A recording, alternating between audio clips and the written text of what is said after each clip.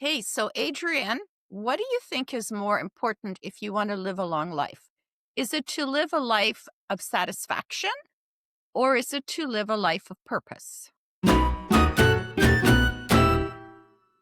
Well, Marina, I think it's living life with purpose. That is correct. Studies have found that living people who live with purpose, who have goals and strive for things, actually live longer, much longer than their counterparts who are happy and satisfied with their lives. Now, I'm not saying that you shouldn't be happy and satisfied with your life, but what I am saying is that purpose is the driver, it's the engine that keeps us moving forward. Great. That's really, really good to hear because I know that purpose is also very important for your mental health. It builds confidence, right?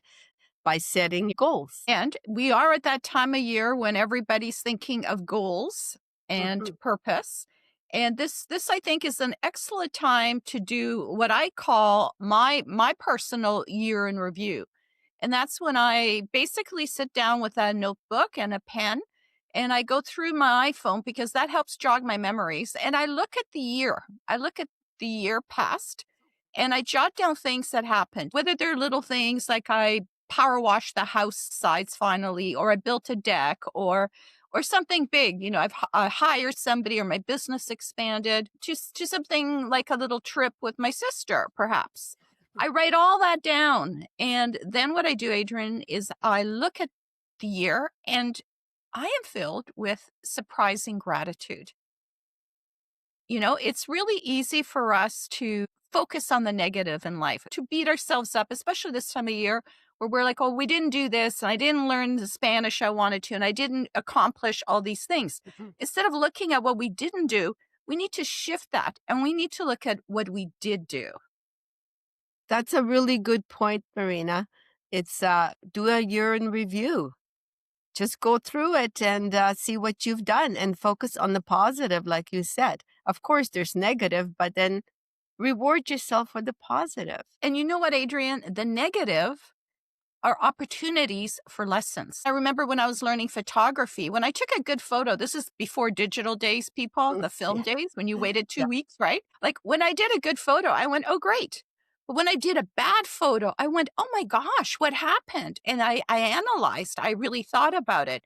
And I made sure that I didn't do that bad photo again.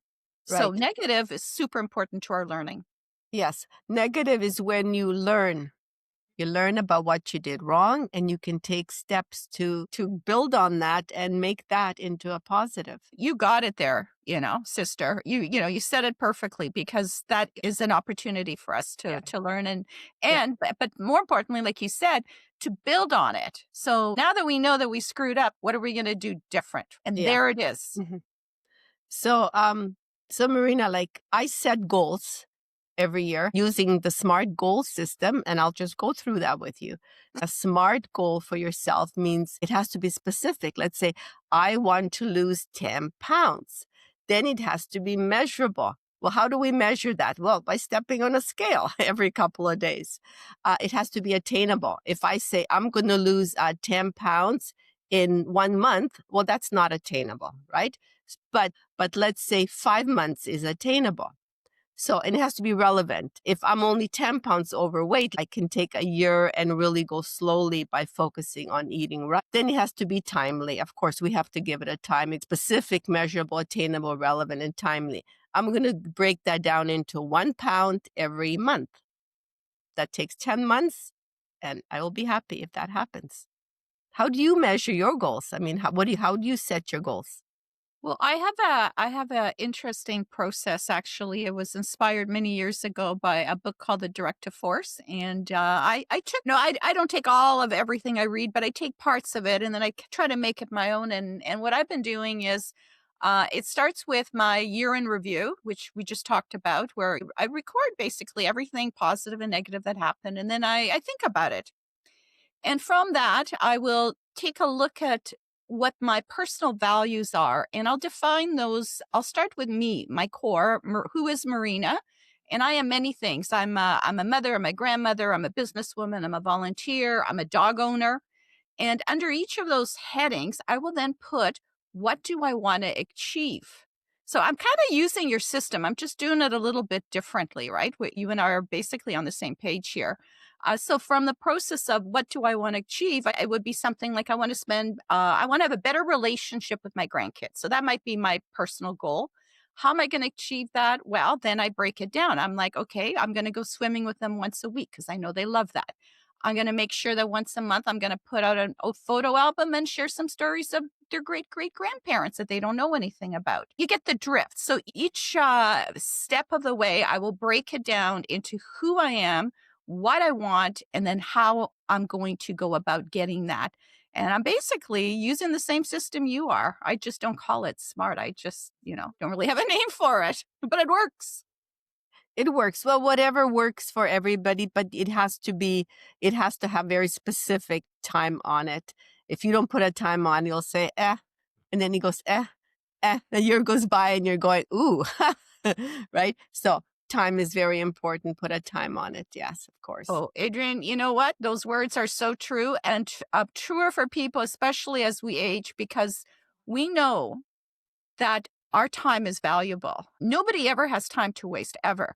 But as you get older, you start to really, really, really pay attention to every hour that you spend and Hmm. how you spend it. And you want to make sure that that time is valuable and is Okay. going forward somewhere. It's driving you forward along your life of purpose, hopefully, Hmm. you know? Definitely, definitely. I do have some tips on how to start setting goals for those who might not be very good at it. One Mhm. of them is start small. Don't think about going back to my losing pounds. Look about losing 1 pound this month. That's a small step. And if you could do that, that's the beginning. And then, of course, we're talking the step system. It's one step. Then the next month is going to be another pound. That's another step. So you break the whole staircase into steps. One step is achievable, but if you look at the staircase, it becomes overwhelming. And then each time you achieve something, small little goals, celebrate it. You have to celebrate it. Be happy. Have a drink. Go out for dinner. Treat yourself, right? Just celebrate and be flexible. We all make mistakes. We all have setbacks. So those are all little tips, Marina. I like that, and that of course reminds me of that very famous old saying that a journey of 1,000 miles starts with a single step. Yeah. Excellent. Excellent point. Yes. And I like to think of the journeys that we're on are the purpose drives the journey. I have to be honest and say that I was a little bit surprised because when I first was reading the statistics, I actually thought that being satisfied with your life, being content, would be enough, that would make you wanna live longer because you were just basking in this, warm glow of satisfaction. But it was interesting because you don't have to be satisfied with your life. You could be very dissatisfied with your life. But if you have purpose, you will actually live longer according to the surveys that they have done. And I mean, we're talking about extensive surveys that have been, on this topic, and it's surprising the importance of having a purpose, and especially if you can find something, a purpose that is bigger than yourself, that isn't just about no losing weight or cleaning your house. Maybe getting out there and saying, you know what, I want to help feed the hungry, or I want to help homeless, or I'm going to write a book that's going to change the way people think or give them tools to make them better. I Hmm. think if we can find a purpose that's greater than ourselves, whether that's through your community, your church, your friendship, your fellowship, it doesn't matter. I think that's a big part of it as well. Yeah. Volunteering at your local SPCA. I have to throw that in because I really care for the animals. Yeah. It gives you a purpose. It drives you, makes you get up in the morning. And I think you hit it, Marina. That's what life is about, is having that purpose and taking steps to achieving that. And that in itself is content and happiness. Absolutely. So, in the surveys that they did, they found that having purpose, even if you had diabetes or heart issue, you lived longer. Isn't that amazing? Like, that's how strong purpose as a medicine is. It makes you more resilient, it makes you more confident, it just makes you live your life healthier because you're on a mission.